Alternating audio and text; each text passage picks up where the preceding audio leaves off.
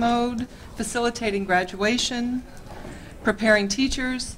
All of the major challenges are linked back to the role of faculty in the curriculum and related academic policies.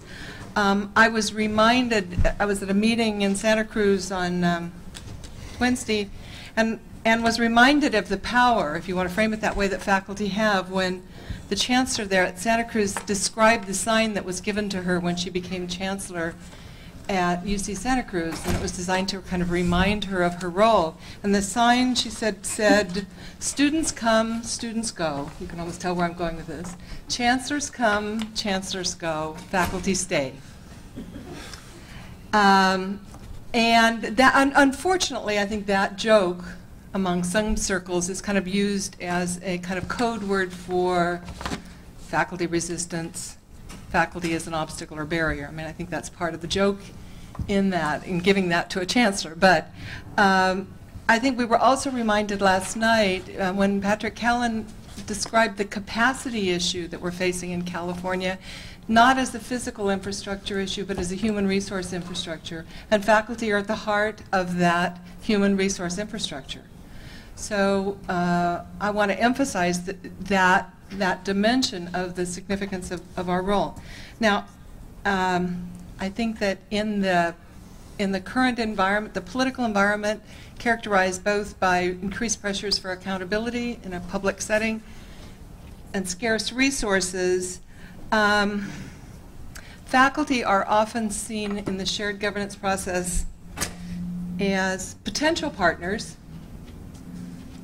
maybe loyal opposition, or obstacles in the process. And my own experience in this process at the polar opposites is that administrators sometimes see faculty and the shared governance process as a minefield to be carefully strategized over. What issues do we take? When do we take them? In what arenas do we engage the faculty? So it's a kind of a strategic minefield process, I think, at some points on the administrative side. And I think faculty on the other extreme sometimes see the issues as manufactured or manipulated crises as an opportunity to compromise the integrity and quality of education. I think that's, again, at another extreme. But I think within that debate about shared governance, it's imperative that we build those relationships and build upon the strengths so that we can truly be partners in meeting these challenges. And so I'm hoping that the panel today will help us identify what are the critical ingredients to being successful partners in a shared governance process. What has been our experience in the system, and how can shared governance be a powerful force in this next decade or two. We're fortunate today with our panel to have representatives of all 4 segments in higher ed in California, the 3 public segments and the private segment. I'm going to introduce all of the panelists now, although they will be, of course, each speaking individually, but I thought I'd go ahead and do the introductions now so that we can move into the content. On my far right is William Turney. Bill Turney is a professor of higher education and director of the Center for Higher Education Policy Analysis at the Rossier School of Education at USC. He is also the president of ASH, the Association for the Study of Higher Education. He has also been president of the Academic Senate of University of Southern California, and he's currently the principal investigator and director of a major study on strengthening governance in higher education, a national study, and he will be presenting some of the early findings of that work, that research work.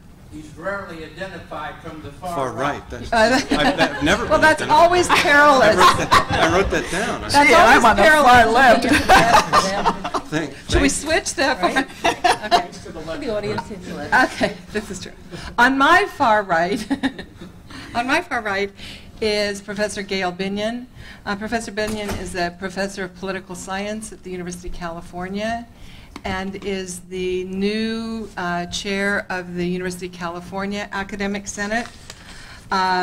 She is, her research interests are in the role of the judiciary in the definition and protection of civil rights and liberties.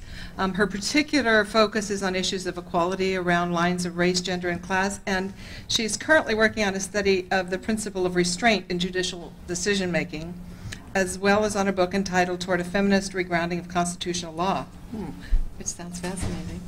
She, that's good. Pardon? Can I talk about that? Yeah, right. Well, actually. And she has, as I said, she has recently assumed the position of chair of the statewide academic senate of the University of California.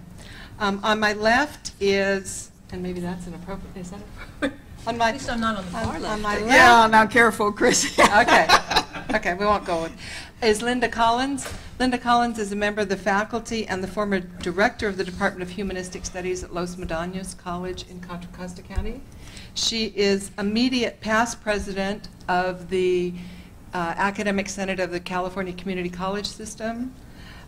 She is been involved as the project director in one of our major intersegmental efforts in higher education in the last couple of years, the Intersegmental Major Preparation Articulated Curriculum Project, the IMPACT project, which she may make reference to in her comments.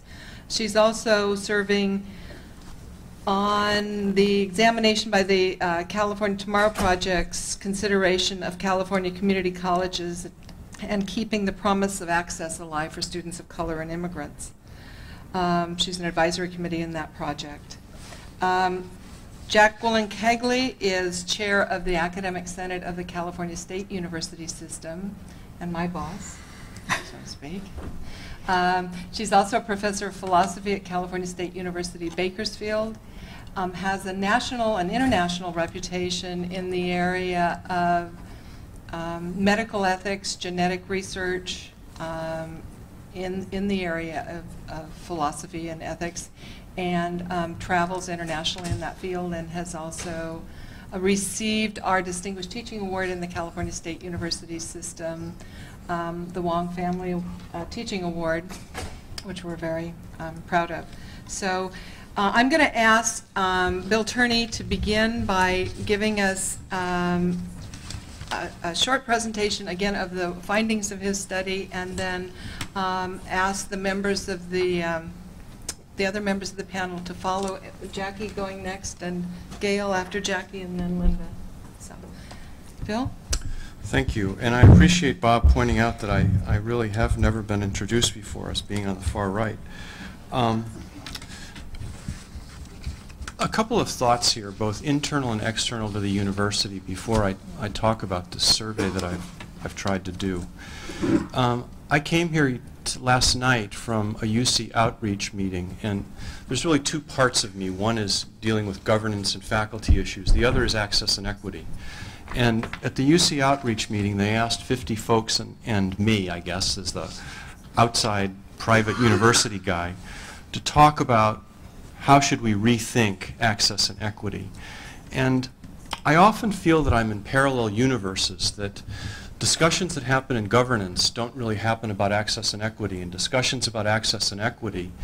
And this was the flavor, I would say, in Los Angeles at the outreach meeting was, if but for the faculty, we could do X, Y, and Z. And I have problems with that. I have problems with it when I hear administrators at my university say it, or elsewhere.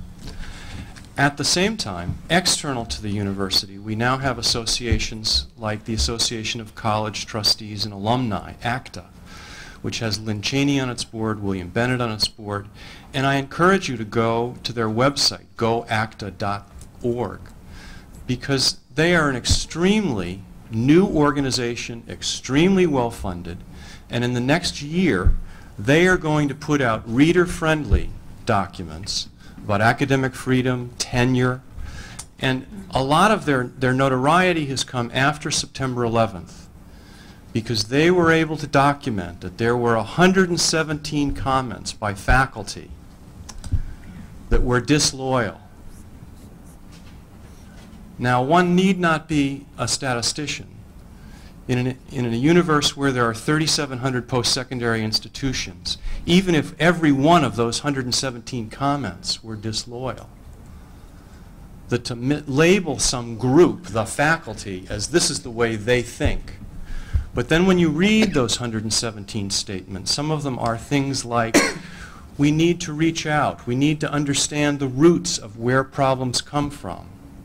Any of us would have problems with that. But again, there are many outside the academe who will look on the faculty as the problem.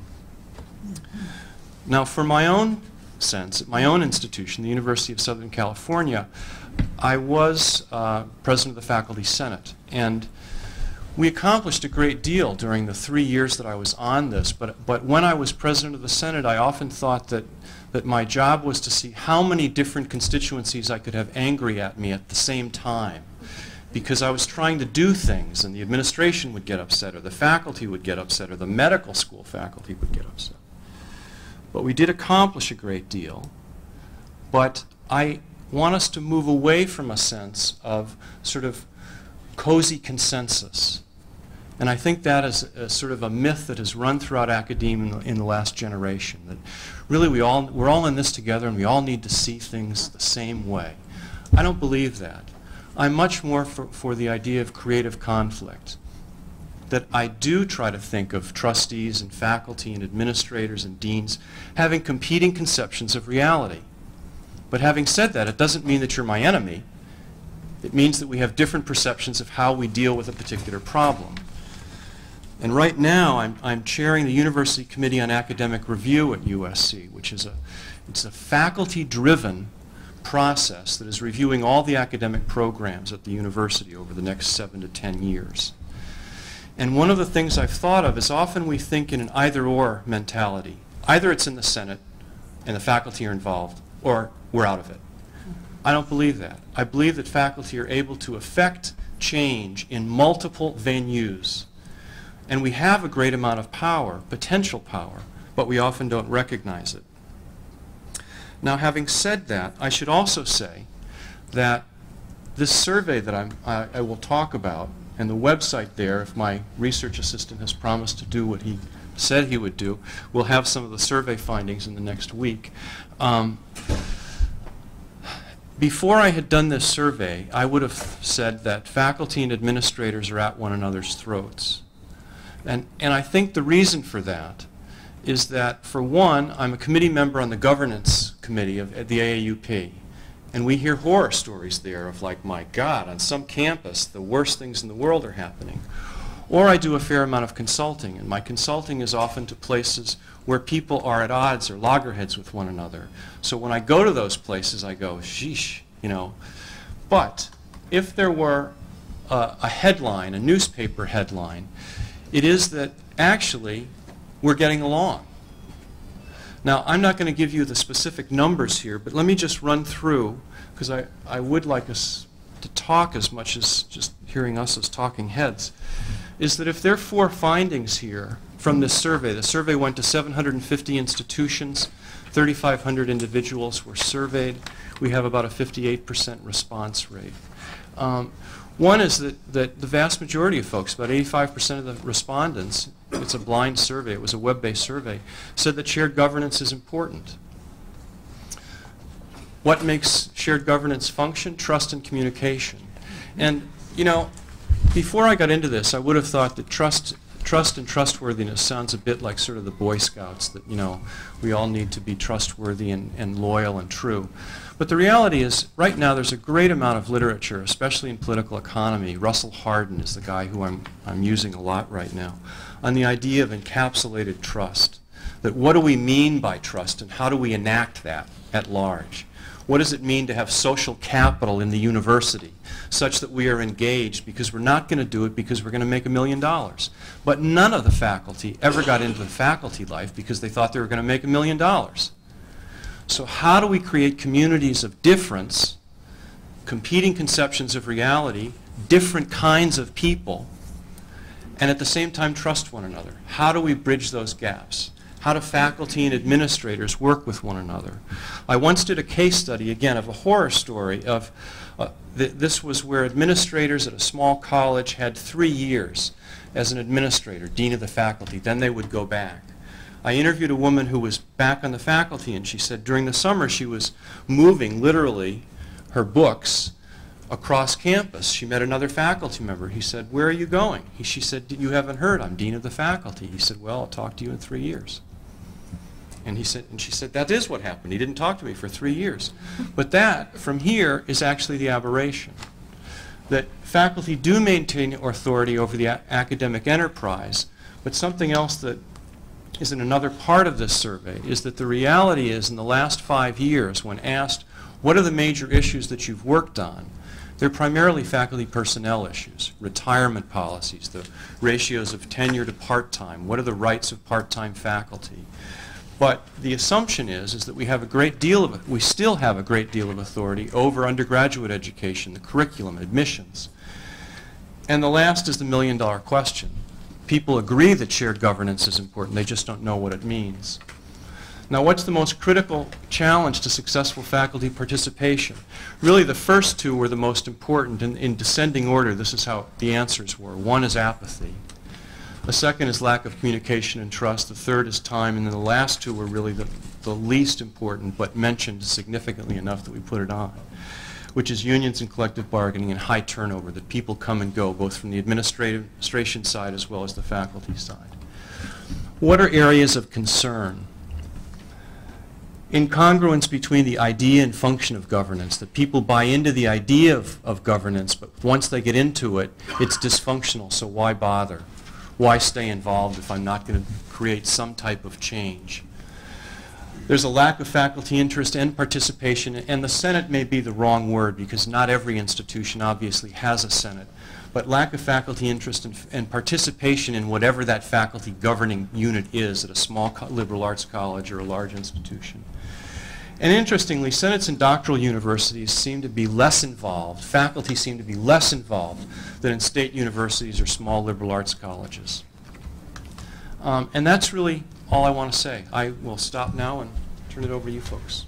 Okay, great. Let me turn it over now to Jackie Kegley then, Chair of the CSU Academic. Thank you, Christy. This is interesting because in 1999, the CSU Academic Senate undertook a study of shared governance and did a survey of administrators and faculty and staff and senators and campus chairs in the system. And we found very similar results. 75% of the presidents, 87% of the vice presidents for academic affairs, 97% of CSU senators, campus chairs, and 95% of the faculty all thought shared governance was extremely important. It was the same sort of thing. And I think we came out with some of the same recommendations, which I'm going to talk about, and talk about how we responded. But first, let me say that I believe shared governance is extremely important. And I think it's a crucial task that we make it work in our universities in California and everywhere else. And the reason I think it's extremely important is I think that shared governance at its ideal embodies the very values, goals, and skills we want our students to have. We are modeling the values, goals, and skills that we want our students to have in shared governance. Among those, let me just name some. Free and unfettered inquiry and search for truth and solutions, even though we may be branded disloyal. Research, collecting data and researching problems and having evidence on which to base your judgments. The value of inclusion of a full range of voices and perspectives to address the issue.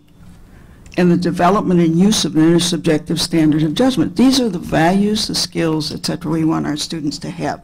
So shared governance is especially important. Another reason shared governance is, I believe, very important is so closely tied to academic freedom. And you mentioned that we generally deal with academic issues. The reason it's tied to academic freedom is it reasserts the role of the faculty as a determining factor in decisions affecting academic matters, whether it's curriculum or whatever. So I think shared governance is very important. And if you read the literature from corporations, we're often accused of being a problem. The faculty senates are often accused of being slow and not very efficient. But if you read the literature in management, they talk about, they don't use the term shared governance, but they talk about processes that are very much like what we believe shared governance is, and they say they're effective. And they also say that they foster creativity, good problem solving, and so on. So it is a model that works. Now let me say a little bit about our study and how we're responding to it. And you said that one of the problems with the definition, of shared governance, we found this too. People said, I don't know what shared governance is and so on. But I think we have in the CSU a collegiality statement which gives two key components to shared governance. And you identified them in your study. One is its attitude. Shared governance is an attitude issue, mutual respect, tolerance for differences of opinion, trust. So one key component of shared governance is the attitudinal. The second, of course, is processes. And processes mean, and here I ding sometimes faculty senates, inclusiveness of voices. Allowing all voices in the university to be able to be heard. May not get a vote, but I think having students on academic senates, I believe having staff, administrators, faculty there. So different perspectives and voices can be shared in an atmosphere of trust and interchange of ideas. Now, they don't necessarily have to have the vote. We had an interesting experience on my very own campus. We did not have a history of good shared governance. I suggested, some of the frustration with shared governance is that many people in the university don't feel that they have a voice. Why don't we have a university council where we bring the important constituencies together and listen to issues that anybody wants to bring? Anybody. This has worked so effectively on our campus. People bring up their issues and they get heard. And then we say, well, this ought to go, to the vice president for finance. This ought to go to buildings and grounds. So people are heard. So inclusiveness. And we found in our study that there were basically 5 areas actually where shared governance could be improved. One, of course, is the attitudes, building trust and respect. I tell my people, bashing never works. It doesn't get anywhere. Please don't bash each other. And one way to begin to build trust and respect is not only including people in the discussion, but to have, and this came out in our survey, informal opportunities, not the formal mechanisms of the Senate, but informal opportunities for different constituencies to get together and discuss issues they consider important. In the CSU, we have had in the past, now the budget may prohibit that, an academic conference where we brought together faculty, campus senate chairs, students, administrators, chancellor's office, senators, etc., to talk about key issues. Last year we had our key issue was on diversity and how we can improve diversity in the educational process. It was an opportunity for us to hear each other. We are working with the new chair of the Board of Trustees to have more informal opportunities for trustees to meet each other. Another very important area in that is training and informing people what we do, what faculty senates do, what students do, and orientation sessions for the trustees about what shared governance is, about what faculty do, how senates operate. Likewise for new senators about how the system works, etc. Another important key for making shared governance work is setting agendas together, involving each other early in identifying issues and policies, and allowing time for people to work on those issues. Communication, you said that in your study, and that's extremely important. We've got to develop good communication and not have isolation from each other. Now, one of the key issues, and I notice you didn't mention that today, but one of the things we found in our survey, and I know you found in yours, although you indicated that participation, how do we get people to participate and believe that shared governance is important? Well, we have to start with ourselves and our own attitudes. As faculty, we don't reward participation in shared governance. In an earlier session at the conference today, we talked about teaching and learning. We don't reward people for engaging in activities to learn how to teach better. We talk about community service learning and how important that is for students. We don't reward people. Folks, who does the RPT process? It's us. We do it to ourselves. We need to have a broad, inclusive discussion of what's important and valuable in a university and how we can reward people for doing different things. People are good at different kinds of tasks. Some people are great researchers, some people are great teachers, some people are great mentors, some people are great advisors, and they do different things in their careers. And this has been talked about nationally, of course, and we need to work on those sorts of things. There are some issues, I think, in terms of the challenges we face in California that I think we need to address as faculty senates from the different segments. That came up in a session earlier today, and that's collaboration around some very key issues. I think the faculty, and we're already doing it, Linda, in a very important project called Impact, which is a project that we're getting together faculty from the UC, the Community College, and the CSU to begin to talk about lower division core prerequisites to transfer. We need to get together, and today, Mary, in your session, you got a little, your dander got up when the transfer degree was mentioned. Why don't we just get together as faculty of the three segments and talk about what the real problems are, the benefits, the negatives of a transfer associate degree, how we might improve that process. Let's get together and collaborate and talk about the needs in California for advanced graduate programs other than the EDD, and how we together can share our resources to provide for the needs of California. The University of California is great at offering degrees in certain areas. The CSU also has resources and faculty who can offer advanced graduate degrees that are needed by our state. Why don't we get together and talk about something that we obviously none of us are good at? We have a task force actually in the CSU doing it with some trustees actually sitting on that task force. Graduating our students. Let's get together as a faculty of the three segments and talk about how we can help our students stay in school. And some of the new studies show that if you stay in continuous enrollment, you're more likely to graduate. How can we keep students in school? How can we encourage them, give them the human touch that was mentioned in another section? Let's get together, let the faculty take the lead, but let's not exclude anybody. Let's invite administrators, students, staff, who's ever interested in addressing the problem. Let's take the lead and have some discussions. I believe these are very important. In our study, I'm talking about the ideal for shared governance, somebody wrote the following. The model environment for shared governance would have a faculty that is largely tenured or tenure track with a long-term commitment to the university, whose workload provides opportunities for participation in governance, is rewarded for participation, and is provided the resources to support effective participation.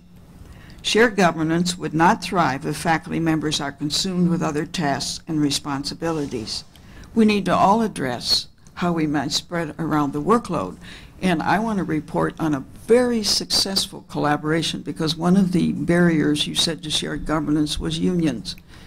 In the CSU, we have a faculty union, the CFA.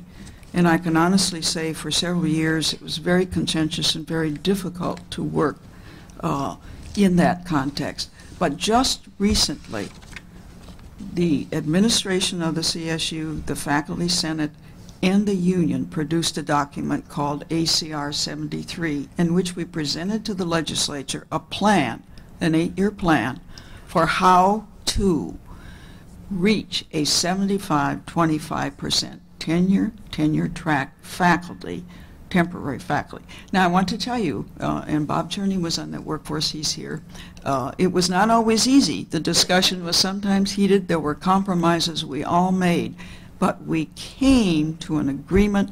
We worked out a plan. I think it's an excellent plan.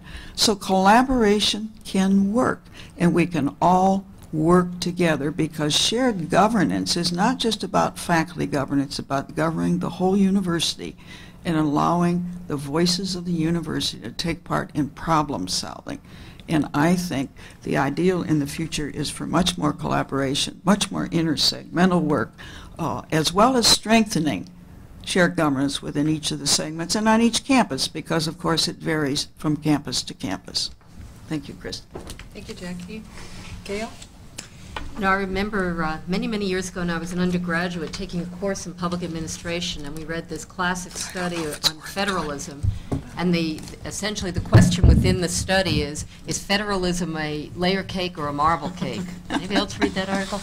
Yeah. It's still with me today in my mind. And I was thinking about it with respect to shared governance, because if you've never made a marble cake, I think the best way to do it, and maybe not, because that maybe why mine don't turn out that well, but you take it, you put it in the pan in the layers, and then you swirl it with a knife. Right. And I think that's probably not a bad way to look at shared governance at the University of California.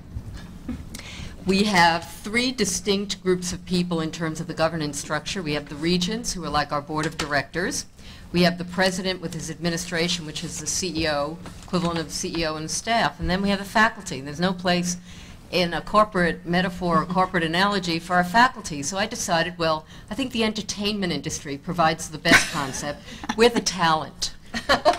You know, they have their producers and directors and everything who are the administrators types, and then they've got the talent. So I think from now on I'm going to refer to the faculty as the talent.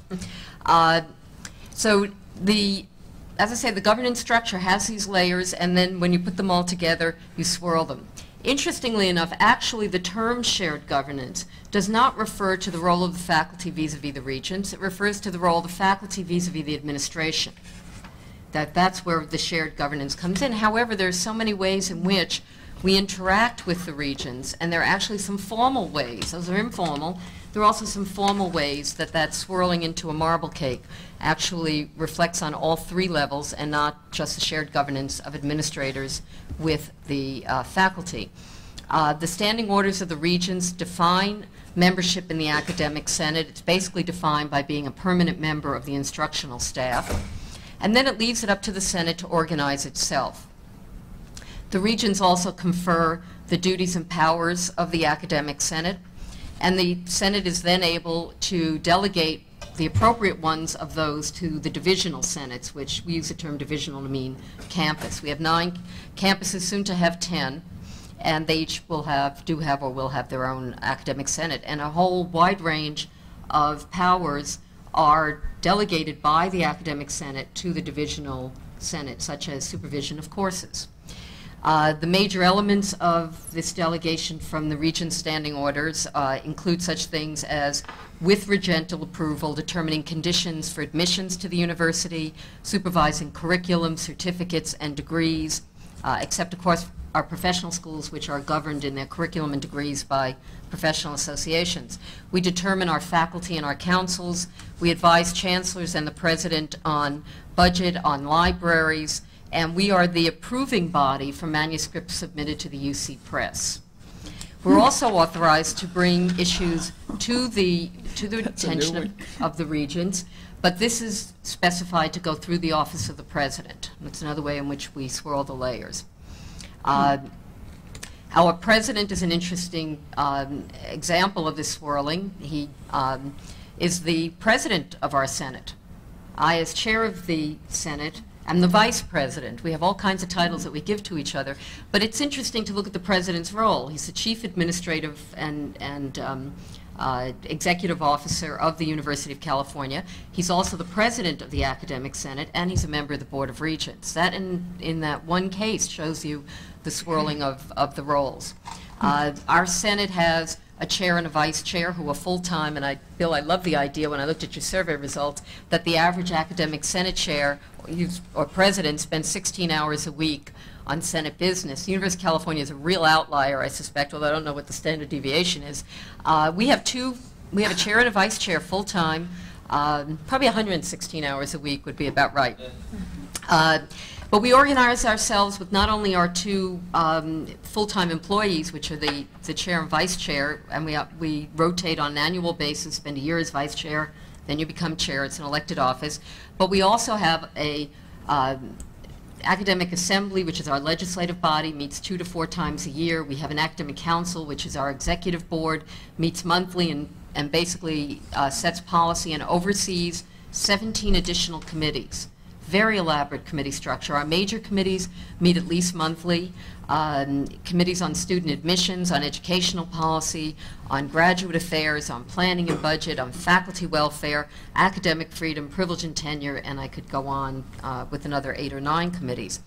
But we also serve, and back to the swirling, we serve in representational capacity from the Academic Senate on a variety of administrative committees and on joint administrative Senate committees. We have a academic planning council, which is a joint committee co-chaired by myself and the senior vice president and provost of the university, Judd King. We have an executive budget committee, which is an administrative committee that invites in about a half dozen members of the Academic Senate. We serve on the Council on Research. We serve on the myriad committees that exist to oversee the National Weapons Labs, the President's Council, and all of the constituent committees of the President's Council. So we are represented in all these different ways throughout the processes of administration. And each of our committees, our 17 substantive committees, have consultants from the administration. So the people who specialize in various areas of policy making, whether it's academic policy, whether it's benefits, whether it's issues to do with recruitment and retention of faculty, the appropriate administrators from mid-level up through very senior administrators are consultants that are chosen, in effect, by our chairs of our committees to come regularly to our committee meetings to provide assistance, data gathering, advice, to get advice from the Academic Senate, very much an interactive process. And the chair and vice chair of the Academic Senate are faculty representatives to the Board of Regents, non-voting. And the non-voting actually is by the suggestion and recommendation of the faculty itself about 28 years ago. But it gives us an opportunity not only to be formally at the table with the Board of Regents, but it provides an opportunity as well for informal interaction, which is really important because our regents, in many cases, are new to the board and need the advice of the faculty as to how the academic side of the university, which is obviously the lion's share of the university, how it functions. Generally, it works very well. And I'm not surprised by Bill's data about general satisfaction and belief that the Academic Senate's important. If I do remember, it was sort of negatively correlated with the PhD granting quality of an institution, that the baccalaureates found it more important than the PhD, and the master's institutions were in between. It actually doesn't surprise me, because I wouldn't be at all surprised if the PhD granting institutions have more elaborate senates, more regularly involved in activities of the administration. And I tend to look at it as, if our faculty colleagues aren't paying attention to our Senate, it's because they're probably, we've made the world safe for them. They're able to do their teaching, their research, their public service without having to worry day to day that academic freedom isn't preserved, that privilege and tenure are threatened, that they aren't going to have a really highly qualified group of students coming into their classes. If those things weren't working well, I think there'd be more activity around concerns about the functioning of the Academic Senate. So not hearing from my colleagues, I take as a sign of things going well. Now, I said it generally works well. I would be naive if I didn't note history of tensions between the Academic Senate and the administration, and more so actually between the Academic Senate when it has made public attention system-wide and the regions, because things go on campuses all the time that are tension-based, but they're not systemic to the larger operation of the multi-campus system. You know, academia is meant to be a messy place. It's meant to be a place of dialogue and debate and disagreement. So there has to be a history of times when things have been particularly problematic.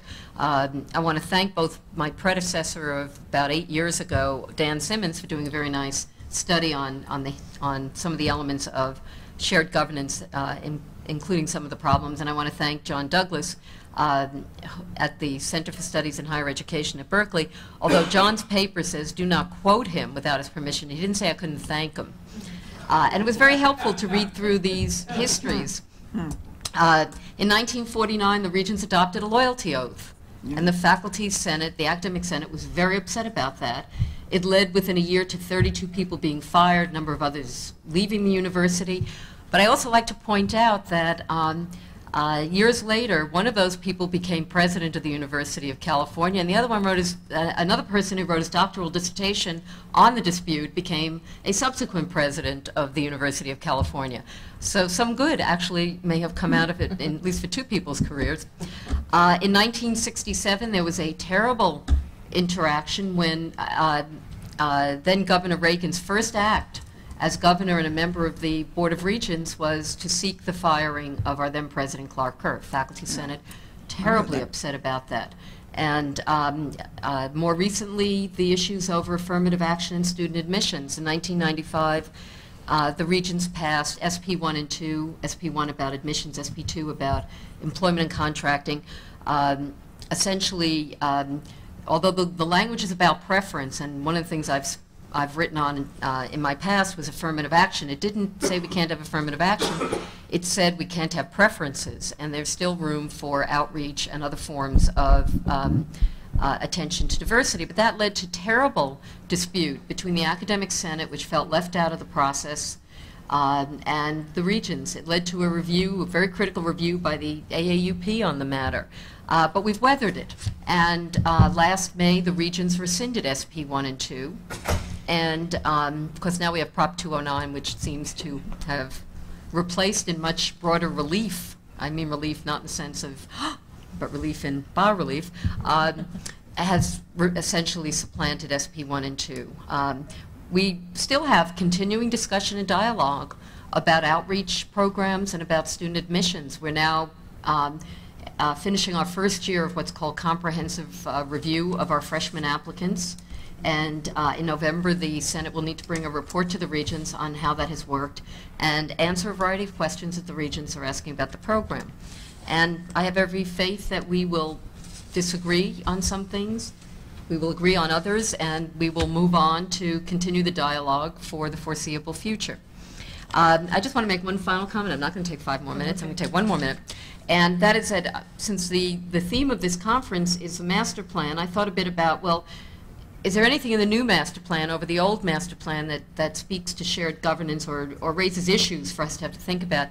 And I didn't see anything that would necessarily be problematic or would ask us to revisit our manner of shared governance. However, what I do think is challenging for those of us at this table is that so much in that master plan report asks each of our separate shared governing institutions to find ways to work together more effectively.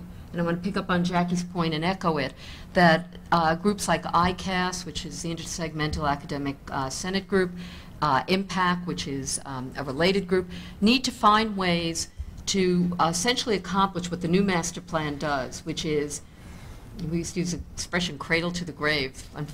This is not quite cradle to the grave, but really starting K through higher education is now considered one seamless operation in the view of the state of California under the master plan, and I think our Senates need to find ways to help further that. Okay, thank you. Linda? If I can pull this over here without getting electrocuted. Thanks, Jackie. Well, it's really a delight to be here on this panel with my distinguished colleagues, all of whom I've had an opportunity to work with in various contexts, either on national committees or intersegmentally in California. I'm going to talk about shared governance in the community colleges, but by definition, that's a complex thing to talk about because we are such a big system. And if we look back over the last 12 years, what I first of all have to say is it's a system in incredible motion, some of it contradictory. When we think of shared governance from the Senate's perspective in the community colleges, obviously a watershed event for us was the passage of a bill called AB 1725 in 1988, going into effect 1989, authored by John Vasconcellos. And by the way, that was a bill that passed with only one dissenting vote, something that I think is almost unimaginable today. Certainly if you look at the master plan process, even that master plan process couldn't quite get through its own committee without a few dissenting votes. So how they pulled off 1725, which was really a comprehensive reform bill, is really something that ought to be studied in greater depth, and I can talk about it all today. But the import, I think, the main trajectory of the very big reform called 1725 was really aimed at improving community college educational quality by moving us as into and part of a partnership of real higher education, away from our K-12 roots. And that was a huge project, and it had to occur on multiple levels.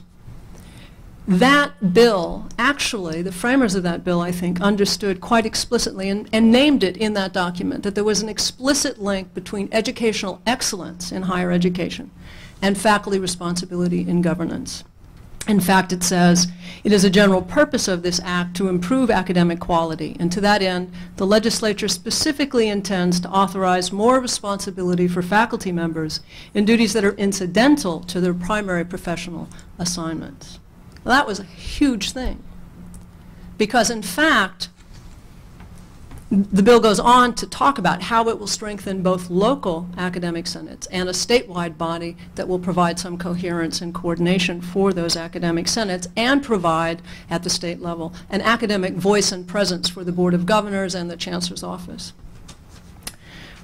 One of the things that I actually do think is directly related to this bill, it strengthened, for example, changed faculty requirements, minimum qualifications, it lengthened our tenure process, it established peer review as central to the tenure review process. Essentially, it was a professionalization of community college faculty on many levels.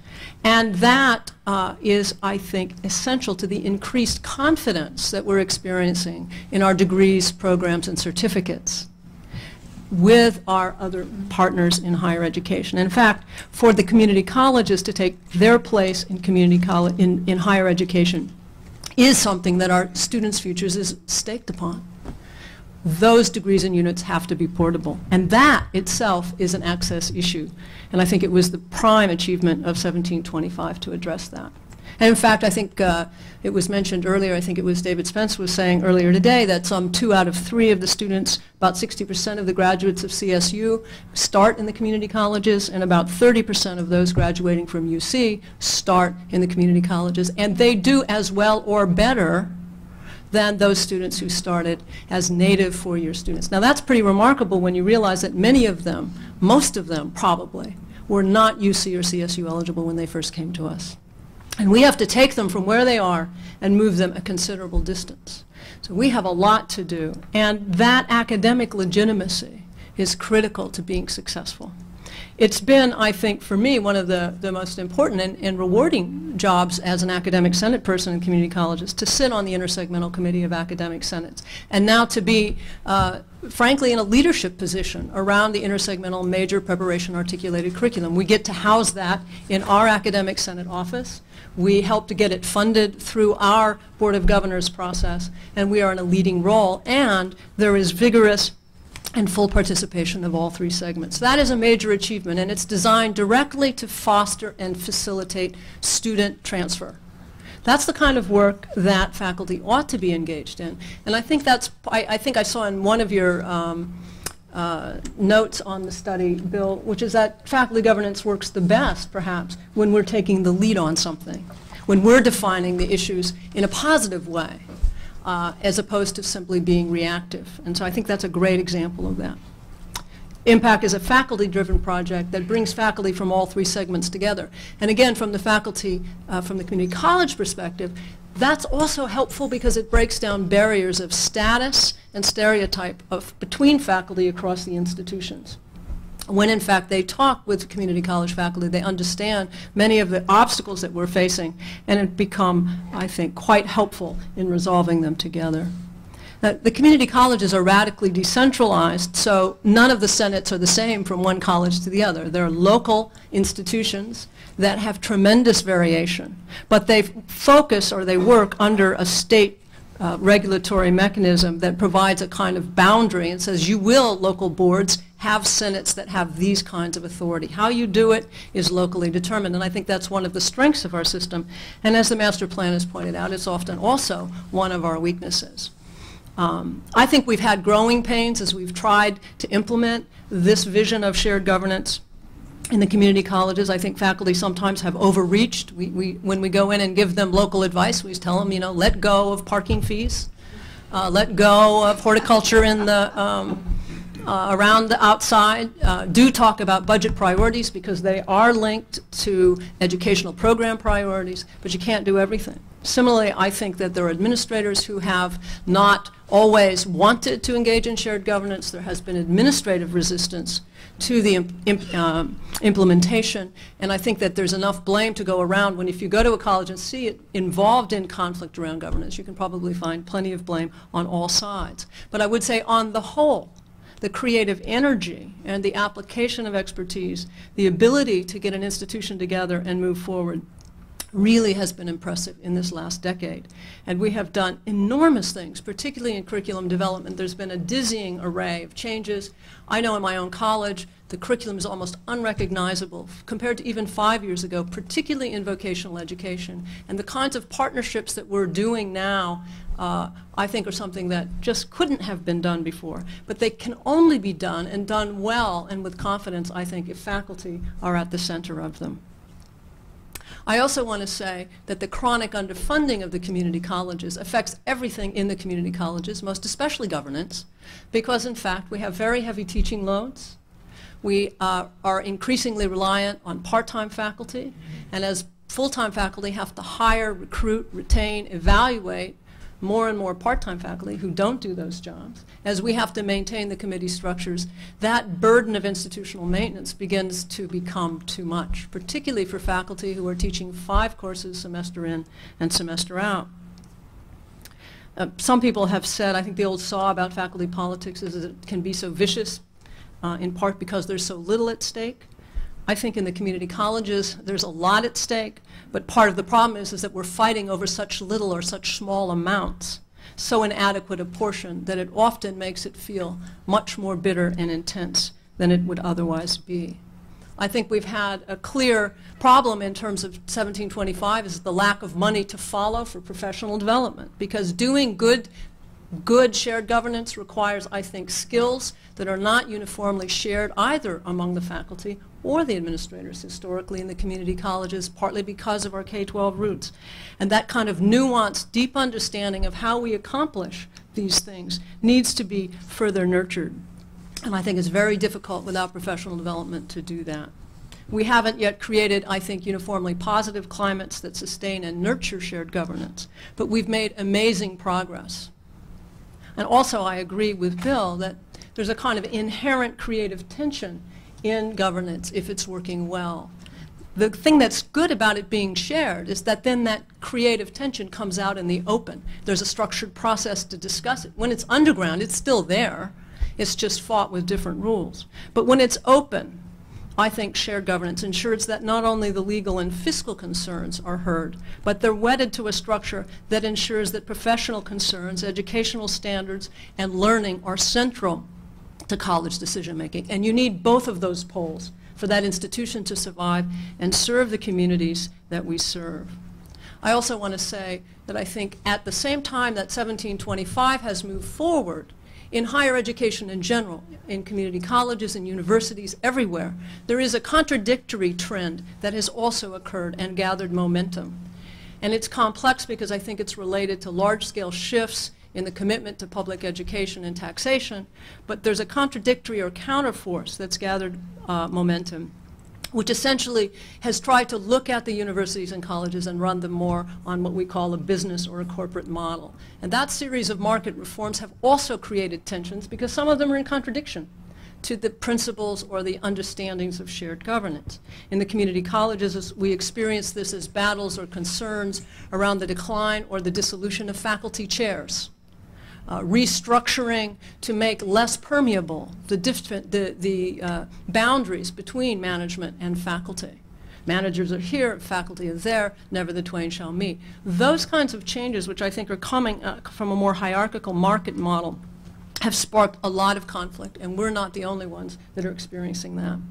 I think also I really appreciated earlier today, it was brought up by Robert Berdahl about the waves of fads that have swept over higher education. He mentioned Robert Birnbaum's book. I think it's an excellent book. You ought to take a look at it, Management Fads in Higher Education. And I have to say I'm afraid that the community colleges are more vulnerable to these fads, partly because on the one hand we are kind of creative and entrepreneurial. It's part of our success, but we're also, I think, not solidly always rooted in a higher education culture. And that makes us vulnerable to management by objective, management by walking around, business process reengineering, total quality management, continuous quality improvement. And lately I just got an email that that continuous improvement is out. We need to do discontinuous improvement so that we don't continue to improve the same old bad things. I think that we can't afford many of these fads. They're ill-informed, they're too shallow, and we spend a lot of time, I think, in the academic senate trying to bat down sort of silly or overly simplistic ideas. I wish we could have more time to do other things than that, but that's a very important role of faculty, because they need to raise critical, sustained, and deep questions. We don't always do it right, and we're often seen as resistant, but I think, in fact, resistance is a prime value of faculty. I would embrace it. We have tenure and we ought to use it. I think when you say faculty are resistant to change, it's a simplistic and usually dismissive rhetorical device that begs the question. The question is, what's the content and the direction of the change? Should it be supported? If so, let's sign up. But if not, sign me up for the resistance. And those are very real questions that need to be fought out. And shared governance provides a structure for that struggle to be constructive if it's working well. Is it efficient? No, not always. But it's more efficient than doing it without buy-in. Is it cost effective? Not always. But in fact, I think these institutions run on an internalized professionalism of faculty, without which it would never be able to afford to operate. And much of that occurs in governance work. It is unpaid, often unrewarded, but it is an enormous amount of labor on the cheap, and it's central to these institutions. At the state level, and I'll try to wrap it up, at the state level, I think we have a different set of issues. The State Academic Senate represents all of these 108 local colleges. We get together twice a year, and we have delegates from every college. We debate issues. It's really quite a messy and wonderful process. We don't have authority over those local senates. We lead by example. We provide scholarly papers. We come in with technical assistance. We work with the administrative groups. I think one of the more promising things is we work with the Community College League, with administrators and trustees to provide technical assistance when people are having trouble around governance, to come in and model a more collegial approach where we can. We do think that there are need for stronger measures. For example, with local boards, sometimes we have problems. In one district, to be unnamed, they wanted to pass a speech policy that said faculty could not post anything on their door, inside their offices on the walls, if it could be seen from any door or window. And they could not pass any papers to students outside of the classroom. That meant in the halls, forbidden. Well, that's crazy. It came out of a particular historical fight at that campus, but it was crazy. And so at that point, we called in the AAUP. And we have created an organizational partnership with them to try and deal with those kinds of most egregious assaults on governance and academic freedom. Those are not the typical cases, though, but they are the ones that spill into the courts and into the headlines, and which we need to be vigilant about. The last thing I want to say is that we also at the state level labor under anachronisms of state governance that make our job especially difficult, which have been mentioned in the master plan. Just recently, after a long process, in dogged process, the Academic Senate finally came forth with a recommendation, a set of implementation strategies, and a regulation recommendation to the board, who was prepared on their consensus consent calendar to adopt, to change the graduation requirements to require that all colleges in their AA degree, whether they do it by a standalone course or an infusion process, address the information of information competence. Seems pretty reasonable in the 21st century that that would be a core thing. We've worked with CSU and UC to figure out how to do that, and just as we were ready to do that, it got pulled. Why? Because we're subject as a state agency at the state level to the determinations of the Department of Finance. It's not that they're bad people, it's that they're required by state law to review all regulations and determine whether or not they constitute an unfunded mandate. And this was seen as an unfunded mandate. Ergo, we cannot do it. That means we don't have control over our graduation requirements, however considered or however studied. That is untenable. And I hope it will change, and I hope that this process will be a way that we can finally accomplish that change. I think ultimately shared governance is about having vitally engaged, energized, excited, and effectively responsible faculty members. That is an access question for the building and the maintenance of these community colleges. Our students deserve to be in institutions of higher education every bit as serious as those of our four-year partners. And shared governance, I believe, is at the heart and at the hub of that effort. Thank you.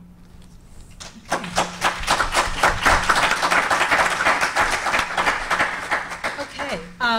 I have been advised that the California channel is videoing this or streaming this, and will be they have a microphone available for people as they ask questions. So we'll open it up for questions. Jim. I'll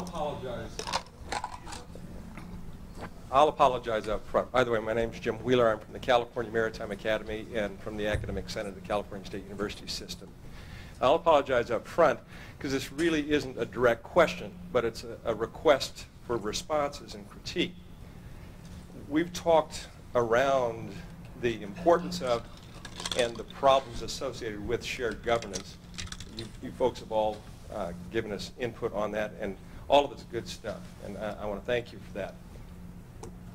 I'd like to go back to the dessert metaphor, or the dessert analogy, because I'd like to suggest a different way of looking at the concept of shared governance that maybe just a simple visual notion might change and move where we stand with respect to shared governance in higher ed in California. I think the problem that we face many times is a lack of appreciation on the part of the faculty of the various colleges and universities to appreciate the vertical aspect of shared governance and the importance for appreciation of that vertical aspect. And so if I could use your dessert analogy, I once went to a nice restaurant once, and I ordered, I think it was tiramisu for dessert, and there was decorative I guess icing on the dish. And what had happened is the chef had poured out layers of different colored cream sauces on the dish, and then with one master stroke had drawn a knife blade through those layers. And I think you've probably all seen that effect, and you've seen what it looks like. What you do is you draw through, and the colors get commingled and combined, but everything works toward a peak, a single peak, which is, in this analogy, the solutions to the problems under shared governance. And that, I think, is the way to look at how effective shared governance can be when it's done properly, because everything gets drawn into the solutions, but there's a vertical quality to the responsibilities and the decision-making that has to occur under shared governance. So I just would like to offer that up.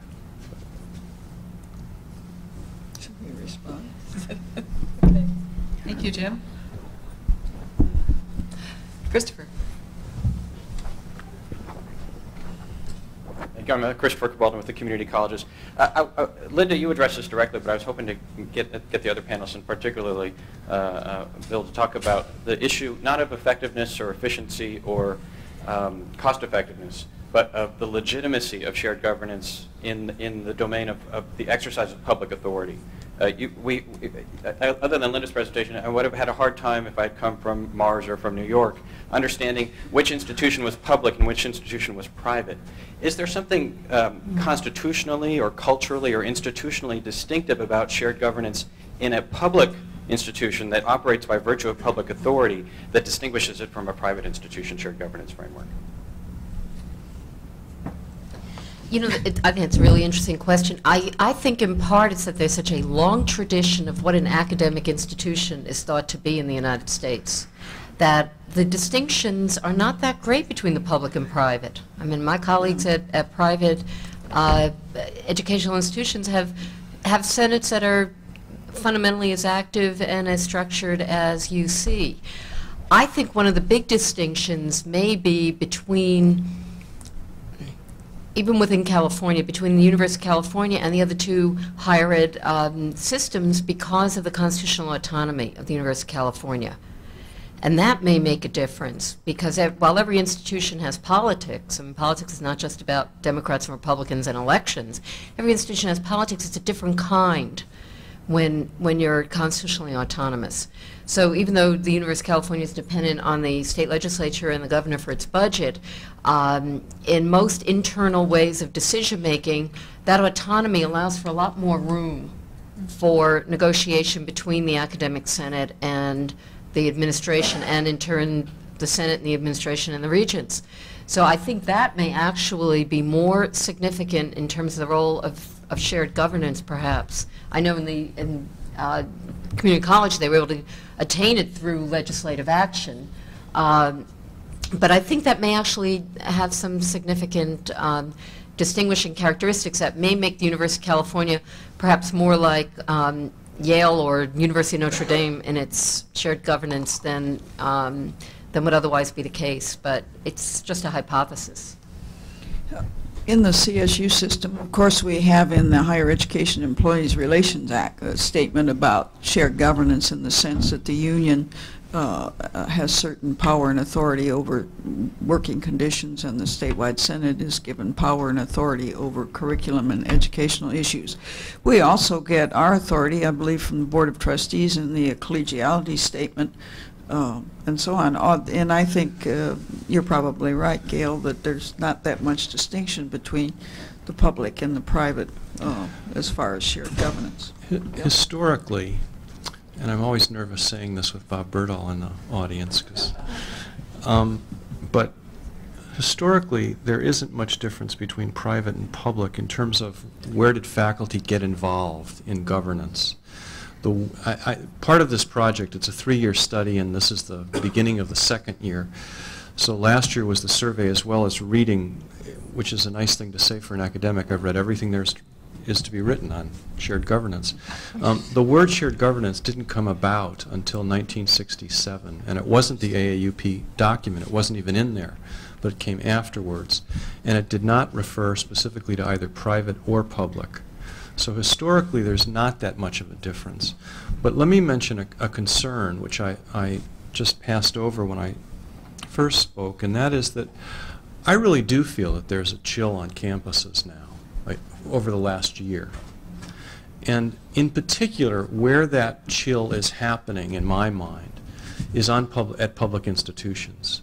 If you hear about the brouhaha that happened at the University of North Carolina because the faculty wanted to use the Quran for freshman seminars, if you hear about the problems that happened at University of Missouri because the radio or the TV guy thought that it's inappropriate that individuals show up on the public television station with a flag pin.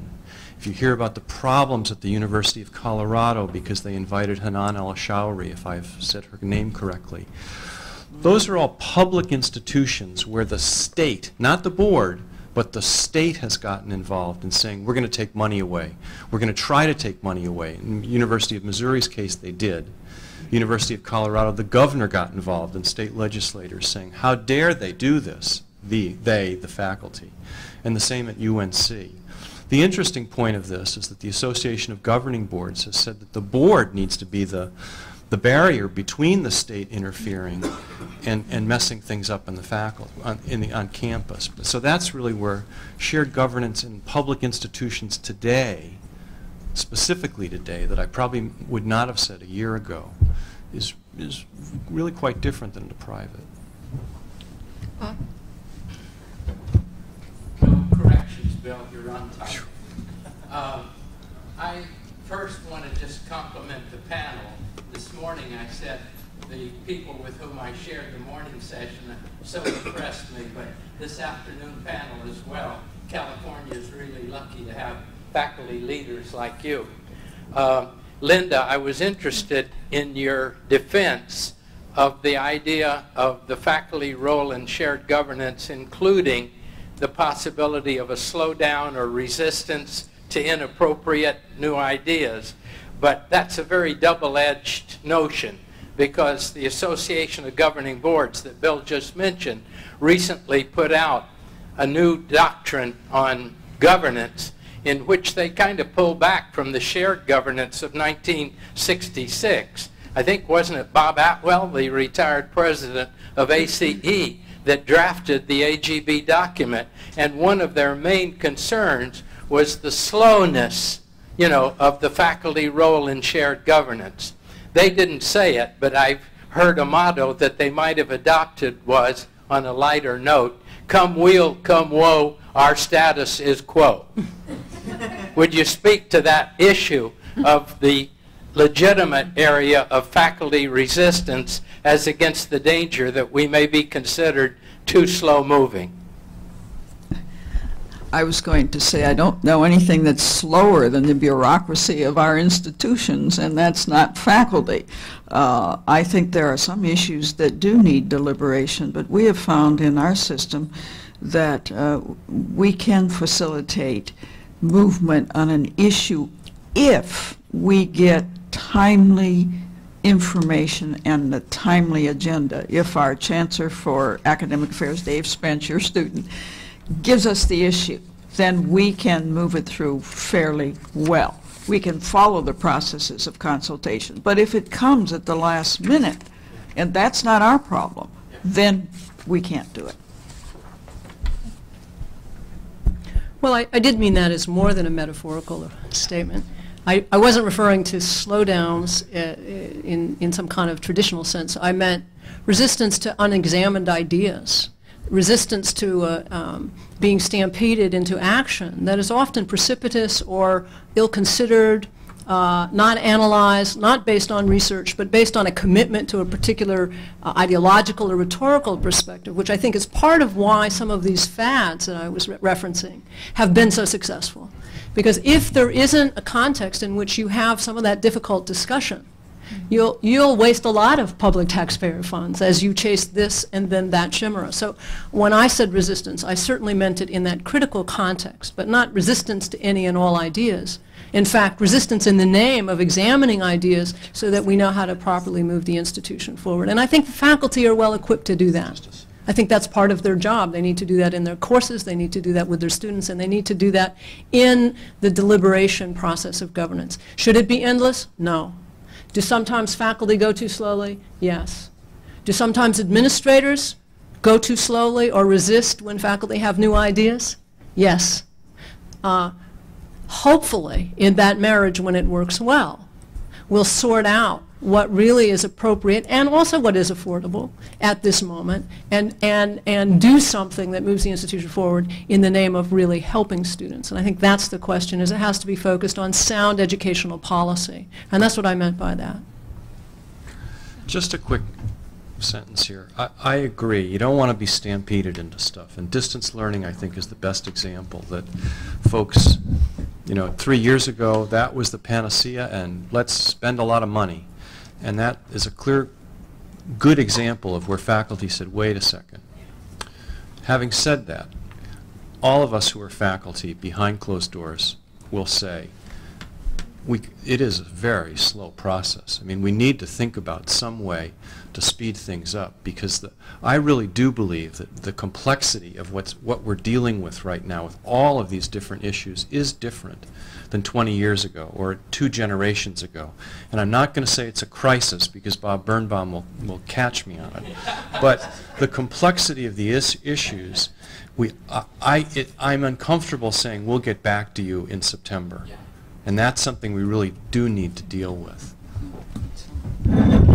I might say, with respect to major issues that come up at UC, it isn't that we take our time responding. That isn't what creates a long-term process for policy change. We have incredible back and forth among a wide variety of constituencies. It's not the faculty versus the administration. It is typically a wide variety of faculty committees, a variety of different administrators, executive vice chancellors on a campus, the administrative vice chancellors. Most policies today require the kind of complexity of thinking where you're going back and forth among groups. And that's what takes the time. It's not that the faculty get it in our hands and we sit on it, or we don't meet, or it's that it goes back and forth and around a circle. But, you know, in most of these policies, they come out the better for it. You know, the university, we like to say on my campus, I'm from the Santa Barbara campus, we like to say that the university or the campus survives on a lot of volunteer labor, because a lot of what we do as faculty members is either utilizing our substantive expertise in the service of the university, or just talents that people have beyond their substantive expertise. You know, we've developed a whole group of faculty who have become experts on healthcare delivery, even though it's not their own field, because they spent years working on the policies. And I'd say when you see the final policy, more often than not, it has benefited from a lot of cooks in the broth. So it isn't sort of like, we'll get back to you, it's that it's got to go around a lot of circles and a lot of back and forth and a lot of back around that circle. And I think most of the time serves us very well. Just one very quick comment. I think one issue we do need to address, especially in CSU where we're going to year-round, administrators are at work year-round. I think we need to find mechanisms by which faculty consultation and governance can occur year-round. This gentleman in the back in the white shirt. Yes. My name is Danny Vivian. I chair the University of California State Students Association. And I'm also the student body president at Cal State Long Beach, which at 34,000 students makes one of the biggest schools in the state of California. My question about shared governance is, you mentioned the hesitancy of administration to involve faculty in shared governance, the pyramid of a hierarchy, if you would, administration on top and faculty next. But students are also in that pyramid, and we fall beneath the two of you, you know? And I believe all of you at one point have been a student, and whether you were involved with it or not, the same feeling faculty get, the feeling of isolation or the feeling of on the outside looking in, of wanting to participate, is the same feeling we as students have, wanting to be involved in the decisions that administration and faculty make that directly and at times affect us as much, if not more, as students. The CSU system has a shared governance policy that involves students, but its interpretation on various campuses is drastically different and shocking at times. What role as students do we play in this model of shared governance, and why does it seem, you know, in my years at the university, that the time that students are mostly talked to or try to bring into the process is when it engages faculty and administration over contracts and pay? I don't doubt the sincerity and integrity of some faculty to involve students in the process, but the message sometimes seems to be a bit unclear. It's about the labor contract involving the students as a political force in that process. I'd like to know what your feelings are of student involvement, because the only, again, one of the clearest examples I've had was the contract negotiations, labor contracts. After that, there seemed to have been a very drop in the amount of facilitation of wanting to bridge that gap between students and faculty and administration. I personally believe the inclusion of students in the governance process is very, very important. And we have tried to work hard on that on the statewide level. We cannot tell campus senates or campus governance structures what to do. I think also, and I say this, and you realize I'm not making any downgrading comment, students also, some faculty have gotten frustrated in the past when they have student representatives on committees, and they never show up. And I know you're going to say they have class conflicts and so on, but it makes it difficult for us to argue for student participation and then students don't come. And then they say, oh, look, you know, why are you arguing for student participation? They're not interested. But I think it's very important to include students in whatever way we can in governance structure.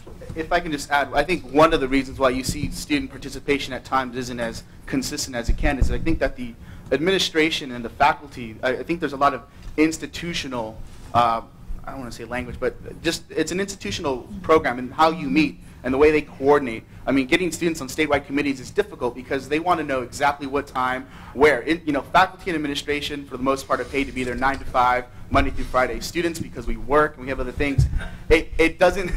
Well, not faculty, but it doesn't seem that these committees are student friendly, or are really making it possible for students to participate at times. Yeah, I think that's a fair criticism. Certainly in my experience, I think, I was referring earlier to 1725, and I was really focusing on the faculty role, but that bill also talked to and provided an umbrella for voice and participation for classified employees and for students. And in fact, there's a parallel set of regulations which are very, very similar to those of faculty, with some significant differences, but in terms of the areas of concern that students need to be consulted and talked to and involved in. And I think that we've probably, I hate to say this, but I think we have failed in taking every bit as seriously the role of students. I think faculty have a particular responsibility in terms of academic advising, making sure that we create a structure within which students can have some self-determination and exercise their voice and learn from their experiences in governance. And I don't think we've done a great job of that at the state level. I don't think we've necessarily done it at each campus. Some campuses are doing better than others. And I think we need to rethink. Students don't necessarily have to be on every committee. Maybe we need to go to the student organization and talk to them and find forums in other ways. And I think that we really ought to be working with students to do that.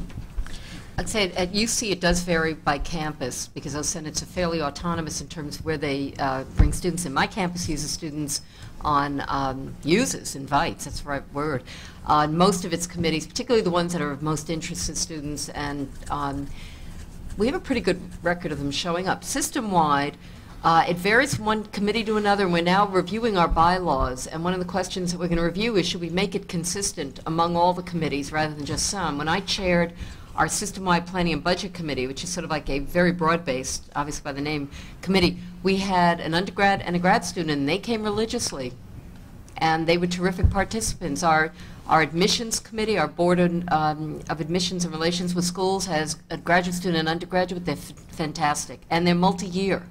They stay for 2 years, or bi-year, I should say, rather multi. And they're really active and excellent participants. They don't have a vote. Our Senate does not permit anybody but Senate members to vote, but you know something, we almost never take votes. So the influence is there just by being a participant in the discussion. Here's a prediction. The least studied areas of shared governance groups are academic staff, which curiously is the fastest growing constituency in higher education, and we don't know what to do with them, and so we don't, we make believe they don't exist, and graduate students, because the little literature that exists talks about undergraduate student involvement in different things, but I tend to think, just as when I spoke first, that it's not an either-or proposition. Either there's a faculty senate and faculty are involved, or there's not and they're not involved. That actually when we think about graduate student active participation, it's really a decentralized process. A university is a decentralized institution. Where are graduate students likely to have the greatest amount of power and authority and voice? It's within the units where they are, the departments and the colleges, more so than on a Senate-wide committee or something like that. That's my guess. Yeah. 2 more people on the list. This gentleman and this. Thank you. I have to qualify what I'm going to say because while I may not look like it, I am a student. I'm a grad student at San Francisco State in social work. And I'm also Danny Vivian's counterpart at the California State Student Association. as a Ledge Affairs Officer. But I also have to qualify myself because I'm jaded, because I am a transfer student from a community college, namely City College of San Francisco, which has about 90,000 students coming through its doors every year. So it's quite a large institution, and shared governance is extremely important. And so I think that the discussion around students is important in shared governance, because when students hear about shared governance, it becomes more of a holistic system for them. It's the only way they get involved in the process of decision making of how the school spends its money, how it makes its decisions about things like parking, how and whatnot, or grounds or what have you. Students already recognize, with regards to the academic side of shared governance, that that's a mainstay, and that the faculty are doing what they can to make things as smooth and easy and comprehensive and detailed, and there's very little problems, as I could make it just that plainly, with students have with academic senate side. So I would like to bring more of the light of AB 1725 into the holistic aspect of shared governance, because it's lacking in the other two segments, where it's really desperately needed, because it's a completely, like statewide, system-wide kind of system. And I think that's really important to have a more definitive discussion about. Apathy among students in shared governance, it's not so much apathy. It again goes back to what Danny was saying. It's about scheduling. And in AB 1725, it speaks about that. Okay. At the same, and I'll wrap this up in just a moment. But what we do in community college, in a lot of them, is we pay the students for doing that. We give them a little bit of money for going, or give them credit. And that's something that, as a shared governance director for a couple of years in community college, worked very, very well. So I would suggest that as we rethink the master plan and we rethink shared governance, that we think about AB 1725, because for students, it's the lifeblood. It's how we get to have our say as consumers and as taxpayers, everybody as taxpayers, in the process, so that when we finish at the table and the Board of Trustees or the regents or whatever governing body there is makes their decision, everybody's had their opportunity to speak. Hopefully there is agreement at that end. Thank you. Thank you. Yes, last question here. I'll try and be brief. My name is Sue Cater. I do research and planning for one of the Maricopa community colleges, so thank you for letting me come over and listen in. I am currently at the fourth year of reading faculty contracts for community colleges, shared governance, and the community college is my dissertation topic, and I've read about 300 contracts across the representing 22 states. And shared governance is happening in the community college, outside of academic areas, in budget, in peer evaluation, and faculty and management hiring. And one of the things that in conceptualizing shared governance that I think is coming out that I would like to comment on briefly, I know we're almost done, what I'm thinking is that in an era of declining resources, that we may be seeing more of a commodification of cooperation. Gail mentioned it, everybody has mentioned that we're looking for participation and ways to collaborate and cooperate, and shared governance may be one of those things that, in a way, that's actually happening. Whereas over the past, for many years, administration and faculty traded dollars for productivity. Now we may be seeing engagement in decision making or participation in decision making for productivity as a way of kind of trading and engaging more faculty and participation in governance of their institutions. So I just wanted any brief feedback on that thought, if you might have any. Maybe there's an opportunity at the reception to get some Food for thought. Okay. I want to thank you all. It's been a wonderful audience. Would you join me in thanking the panel?